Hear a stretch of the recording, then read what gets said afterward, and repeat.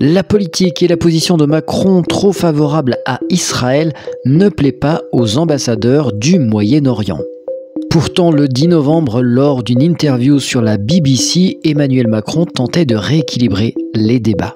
Le chef de l'État français exhortait Israël à cesser de bombarder les civils de Gaza. Suite à cette interview, Benyamin Netanyahou a critiqué Emmanuel Macron en disant qu'il n'avait pas de leçon de morale à recevoir de sa part. Ensuite, c'est le CRIF qui s'est plaint. Voici son tweet. Le CRIF a pris connaissance avec trouble des propos du président de la République lors de son entretien avec la BBC. Si vous avez envie de lire le tweet, je vous laisse faire pause. Le CRIF demande une clarification de la position de la France. Macron a été obligé ensuite d'appeler le président israélien. Selon la présidence israélienne, les propos du chef de l'État français ont causé beaucoup de douleur et de contrariété en Israël. Pas bien, Manu. Manu a été obligé de rectifier le tir. Je soutiens sans équivoque l'État d'Israël et son droit à l'autodéfense. Pour les diplomates du Quai d'Orsay, la communication d'Emmanuel Macron est illisible.